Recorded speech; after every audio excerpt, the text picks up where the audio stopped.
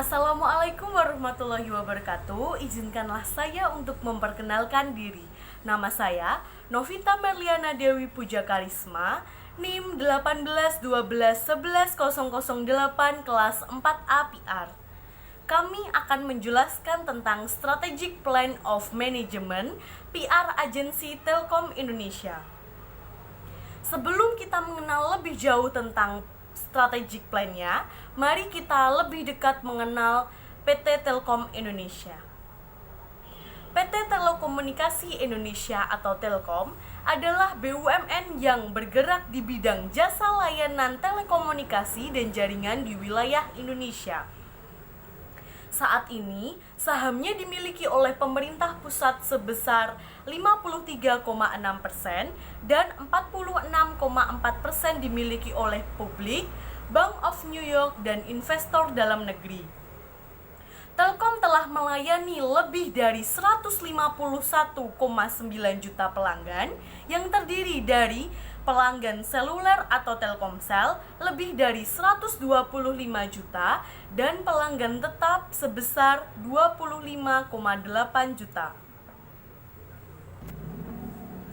Perusahaan ini menyediakan beberapa layanan komunikasi lainnya, termasuk interkoneksi jaringan telepon, multimedia, pelayanan terkait komunikasi internet, sewa transponder satelit, sirkuit langganan, televisi berbayar, dan VoIP. PT Telkom Indonesia juga memiliki visi perusahaan. Visi perusahaan dari PT Telkom Indonesia adalah perusahaan yang unggul dalam penyelenggarakan telecommunication, information, media, dan edutainment dan service, atau disingkat dengan TIMES. Perkembangan PT Telkom Indonesia sangat pesat. Tak hanya itu, PT Telkom Indonesia juga berkembang dengan anak perusahaan. Antara lain, yang pertama adalah PT Telekomunikasi Seluler atau Telkomsel, yang kedua PT Multimedia Nusantara atau Metra, ketiga PT Telekomunikasi Indonesia atau Internasional atau TII, yang keempat PT Pins Indonesia atau Pins atau Pramindo, dan lain sebagainya. Setelah ini akan dijelaskan oleh teman-teman saya tentang bagaimana positioning, bagaimana struktur organisasi yang ada di dalam PT Telkom Indonesia, apa saja manajemen isu, problem yang dihadapi, dan gimana strategi kita menghadapinya, kayak gitu. Terus akan dijelaskan juga bagaimana kita membranding PT Telkom itu sendiri. Terima kasih. Assalamualaikum warahmatullahi wabarakatuh. Saya Alhiza Nuraini. Saya akan menjelaskan struktur organisasi dari PT Telkom. Yang pertama, Direktur Utama. Direktur Utama ini tugasnya mengkoordinir direksi. Yang kedua, mengendalikan langsung direktur yang memimpin direktorat pada corporate office dalam penyelenggaraan operasional fungsinya. Dan yang ketiga, mengendalikan direktur yang memimpin direktorat pada operasi bisnis. Nah, yang kedua yaitu wakil direktur. Wakil direktur ini tugasnya membantu direktur utama dalam mengintegrasikan penyelenggaraan operasi direktorat-direktur yang berada dalam kelompok operasi bisnis dan fungsi corporate support yang berkaitan dengan risk legal dan compliance dan corporate affair. Nah, yang ketiga yaitu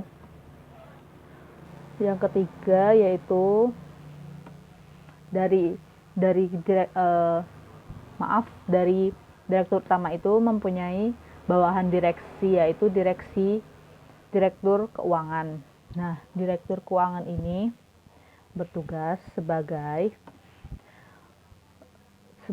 mengendalikan keuangan perusahaan di kantor perusahaan dan seluruh unit bisnis, serta melakukan pengendalian penyelenggaraan aktivitas keuangan secara terpusat. Yang kedua, guna penyelenggaraan aktivitas operasional keuangan secara terpusat, Direktur Keuangan mengendalikan unit Finance Center, yaitu unit organisasi di luar organisasi corporate office yang diperankan sebagai pusat penyelenggaraan operasional keuangan.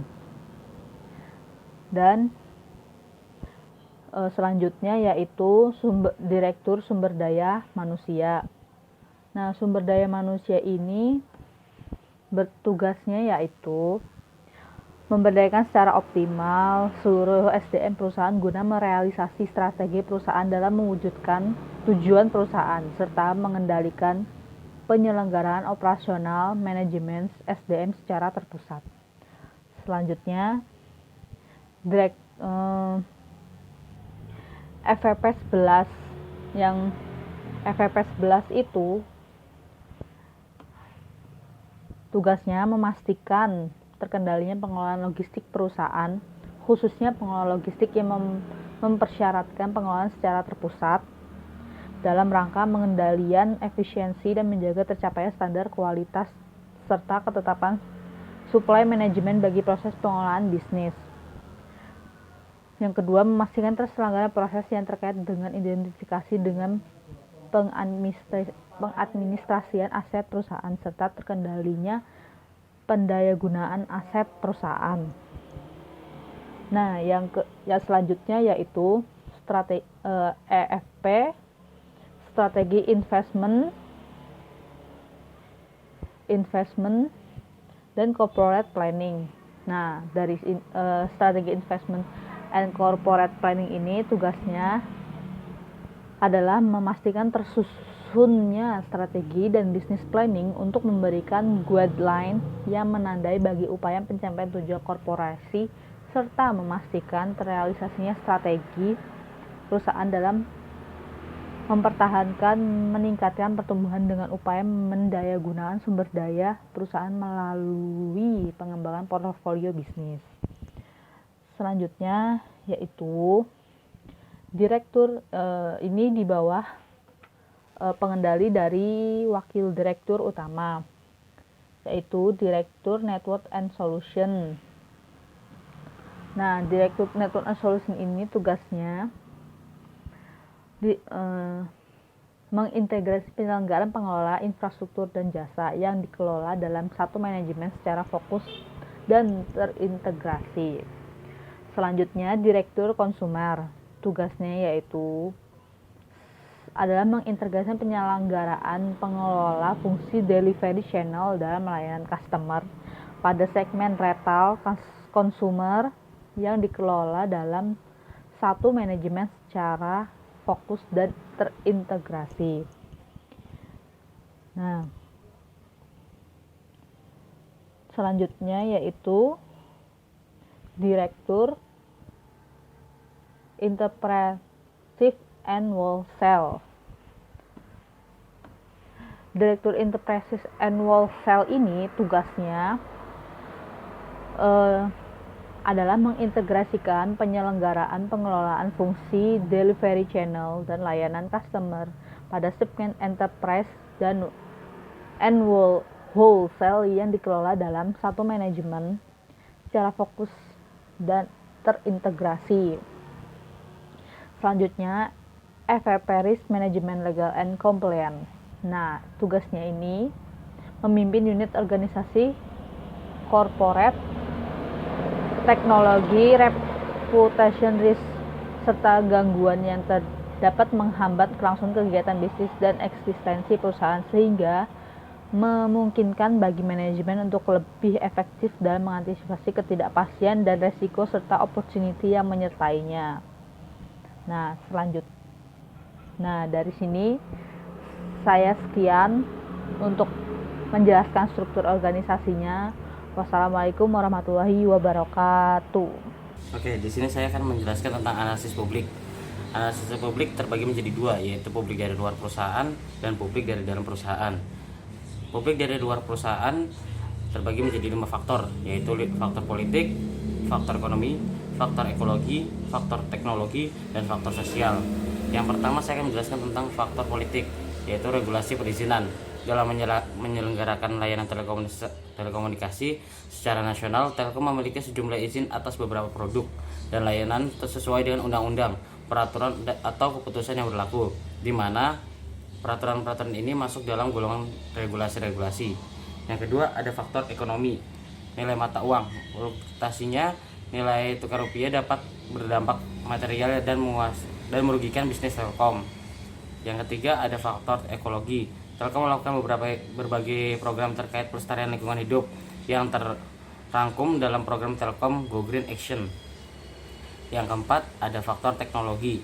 Dengan meningkatkan dan menciptakan sinergi di antara anak usaha industri yang akan lebih kompetitif di masa mendatang. Yang terakhir ada faktor sosial. Yang pertama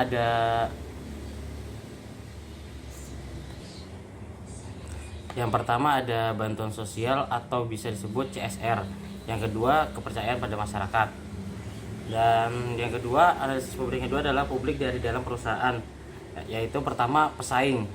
Dalam hal pesaing terbagi menjadi 3 macam, yaitu segi sambungan, segi seluler, dan segi VoIP. Yang kedua ada pelanggan. Telkom mengkelompokkan pelanggan korporat menjadi 4, yaitu pelanggan bisnis, pelanggan enterprise, pelanggan wholesale, dan pelanggan internasional. Yang ketiga ada tenaga kerja. Pelaksanaan rekrut SDM Telkom dilakukan dengan mengoptimalkan sumber daya internal. Yang keempat pemasok, dan yang kelima pemasar. Selanjutnya saya akan menjelaskan tentang poster. Di dalam poster tersebut saya menuliskan tentang pengenalan tentang perusahaan PT Telkom tersebut.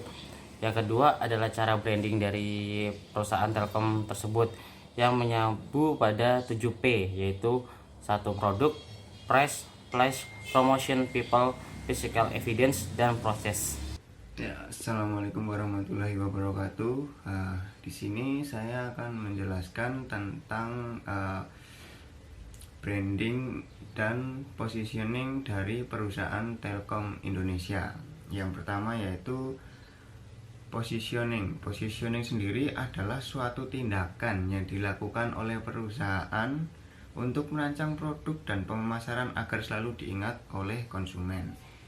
Nah, kemudian untuk positioning di perusahaan Telkom Indonesia ini ada persaingan pasar bebas, maka PT Telkom Indonesia ini menyediakan layanan teknologi informasi yang penting bagi masyarakat, memposisikan diri sebagai perusahaan yang unggul, leading. Kemudian menyediakan layanan more for less time dengan harga yang kompetitif dan tetap menjaga model korporasi terbaik di Indonesia. Sebagai leading kinerja PT Telkom ini pada aspek finansial dan kapasitas pasar termasuk dalam kelompok operator telekomunikasi unggul. Nah, terus model bisnis ini sering disebut paradox marketing, yaitu memberikan benefit atau value yang lebih banyak dengan harga yang lebih rendah for less. Kualitas layanan dan pelayanan dikembangkan berdasarkan Telkom Quality, sistem yang berbasis standar internasional. PT Telkom melakukan pengelolaan bisnis dengan menggunakan metode dan alat bantu terbaik yang diterapkan oleh perusahaan-perusahaan kelas dunia, sehingga diharapkan dapat menjadi perusahaan terbaik di Indonesia dan role model bagi perusahaan lain. Seperti itu. Nah, kemudian branding. Branding adalah tanda, istilah, nama, simbol, atau rancangan kombinasi dari semuanya yang dimaksudkan untuk mengidentifikasikan barang atau jasa kelompok penjual dan untuk membedakan dari barang atau jasa pesaing. Nah, untuk branding perusahaan Telkom Indonesia dalam lingkungannya terhadap sejumlah produk yang dimiliki mengacu pada 7B. Apa itu 7B? 7B yaitu yang pertama produk, price, place, promotion, kemudian people, terus physical events, dan proses. Nah, di sini produk PT Telkom Indonesia menyediakan layanan telekomunikasi yang mencakup sambungan telepon kabel tidak bergerak dan telepon nirkabel tidak bergerak, komunikasi seluler, layanan jaringan dan interkoneksi, serta layanan internet dan komunikasi data. PT Telkom Indonesia juga menyediakan berbagai layanan di bidang informasi media, edutainment, termasuk cloud-based dan server-based service, layanan e-payment, dan layanan portal lainnya. Nah, untuk price, harga yang ditawarkan kepada para pelanggan saat ini menyesuaikan dengan kemampuan daya beli masyarakat Indonesia dan peraturan pemerintah. Kemudian ada Flash, memiliki banyak saluran distribusi, salah satunya adalah Telkomsel dan Grapari. Kemudian Promotion memperhatikan setiap kebutuhan dan keinginan setiap pelanggan, mengingat pelanggan agar bersedia kembali membeli produk dan menikmati fasilitas yang dikeluarkan oleh PT Telekomunikasi Indonesia. Kemudian ada People memiliki budaya untuk membuat karyawan menjadi lebih baik dalam pekerjaannya, yaitu dengan menerapkan The Telkom Way yang mengandung 3 unsur 3P, yaitu filosofi, prinsipal, dan practice.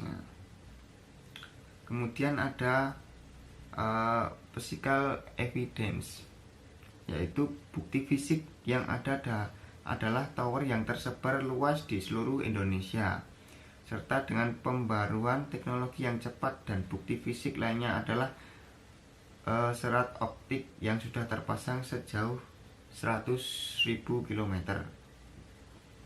Kemudian ada proses.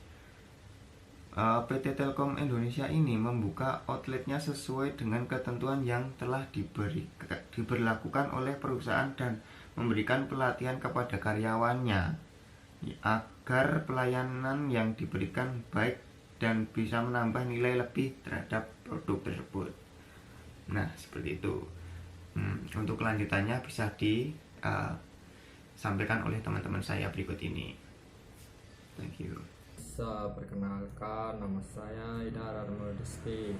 Nah, sini saya akan menjelaskan mengenai hasil diskusi dari kelompok kami tentang strategi plan of PR manajemen krisis dari PT Telkom Indonesia. Kelompok kami mengambil pendapat tentang strategi manajemen public relation dari C. Serto dan C. Paul Peter. Yang pertama yaitu tahap analisis lingkungan atau proses awal dalam manajemen strategi yang bertujuan untuk memantau lingkungan perusahaan baik di dalam maupun di luar perusahaan. Jadi bisa diartikan bahwa pada tahap yang pertama ini yaitu tahap eksternal dan internal, yaitu nantinya akan memberikan gambaran tentang peluang dan ancaman bagi perusahaan khususnya PT Telkom Indonesia, dan yang internal itu akan memberikan gambaran tentang keunggulan dan kelemahan dari perusahaan tersebut, dalam hal ini PT Telkom Indonesia. Berkaitan dengan lingkungan saat ini pada masyarakat yang sedang mengalami bencana wabahnya pandemi virus corona atau COVID-19 yang berdampak pada peristiwa atau dirubahnya dan diliburkannya atau dirubahnya aktivitas masyarakat yang dibatasi, seperti pelajar yang dianjurkan untuk belajar di rumah dengan sistem online atau daring, dan juga pekerja yang dianjurkan untuk bekerja dari rumah.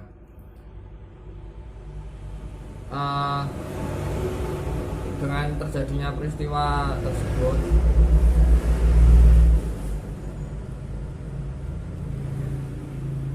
Kementerian BUMN menyediakan fasilitas belajar jarak jauh dan memastikan kualitas jaringan yang lancar melalui perusahaan di bidang telekomunikasi, yaitu PT Telkom Indonesia dan anak perusahaannya yaitu Telkomsel.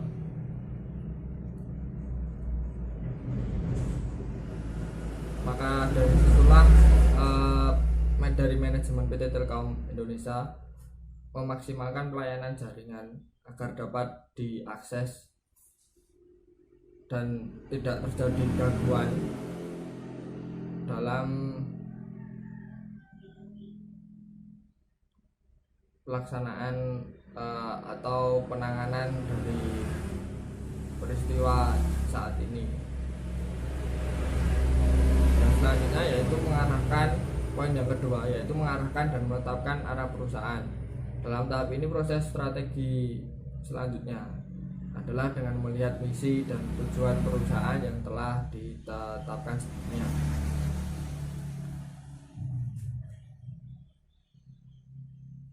Misi dalam kasus yang diambil dari kelompok kami, PT Telkom Indonesia memiliki misi, salah satunya yaitu mempercepat pembangunan infrastruktur dan platform digital cerdas yang berkelanjutan ekonomis dan dapat diakses oleh seluruh masyarakat.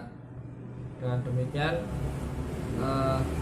PT Telkom Indonesia berusaha memberikan pelayanan secara maksimal agar jaringan dapat diakses dengan baik dan secara menyeluruh di seluruh penjuru Indonesia. Hal tersebut dimaksudkan agar PT Telkom juga membantu pemerintah dalam penanganan kasus COVID-19 ini yang berimbas pada aktivitas yang dibatasi dan diubahnya menjadi aktivitas online.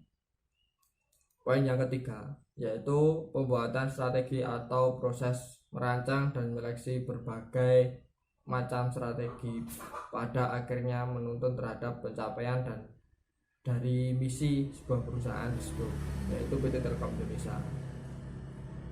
Fokus utama dari strategi ini adalah bagaimana bisa membangun kompetisi yang positif di mata publik agar mampu mencapai tujuan perusahaan.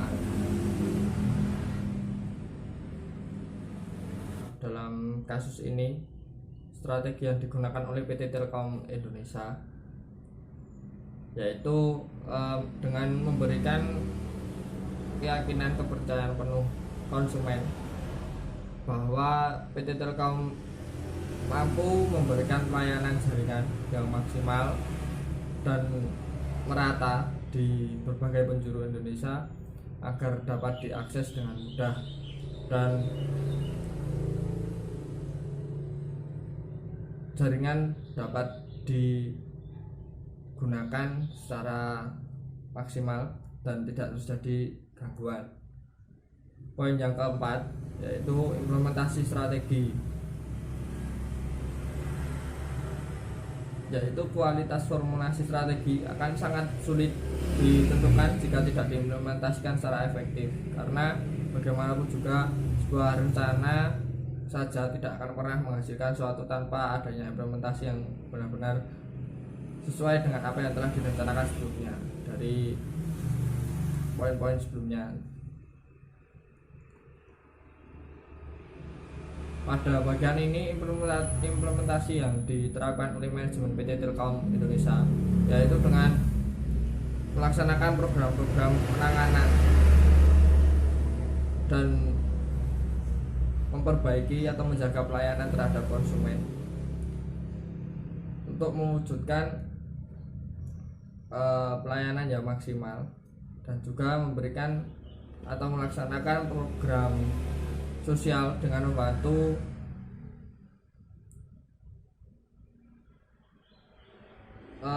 terjadinya penanganan terjadinya virus pandemi corona ini dengan wujud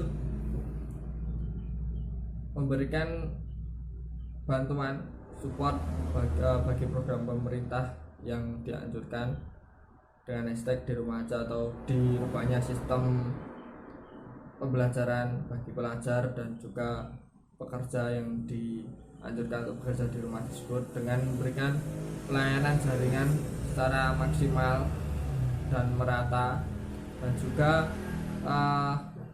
pihak manajemen PT Telkom Indonesia memberikan penyediaan dukungan akses internet serta sarana teknologi informasi dan komunikasi di berbagai rumah sakit yang menangani pasien COVID-19 dan juga di Wisma Atlet Kemayoran yang digunakan sebagai rumah sakit darurat COVID-19.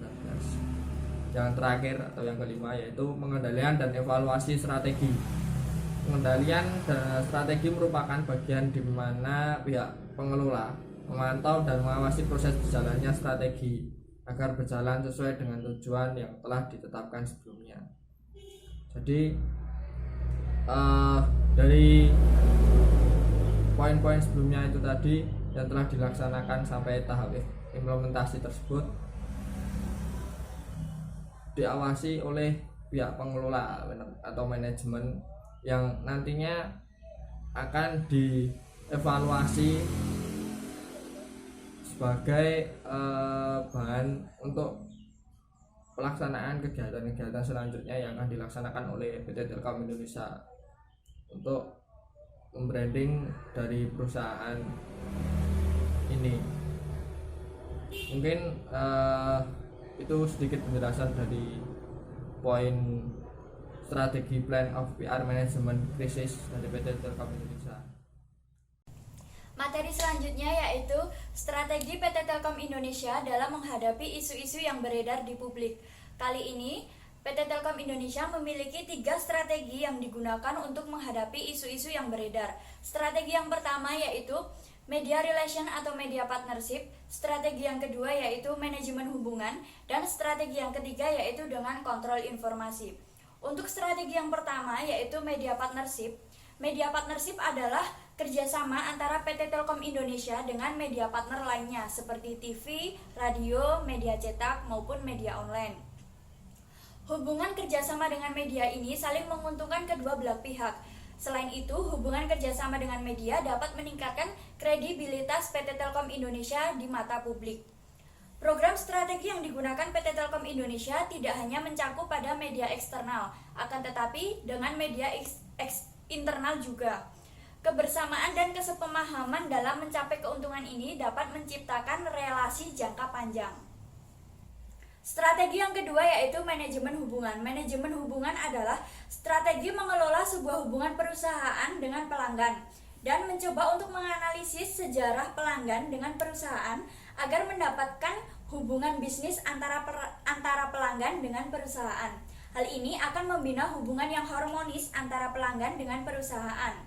Dengan dilaksanakannya manajemen hubungan itu akan memperoleh goodwill dan mendapatkan pengertian yang sama dengan konsumen, karyawan, serta keseluruhan baik pihak internal maupun pihak eksternal. Dengan begitu, maka terbentuklah citra yang konsisten dan positif, bahkan lebih baik lagi di hadapan publik secara umum.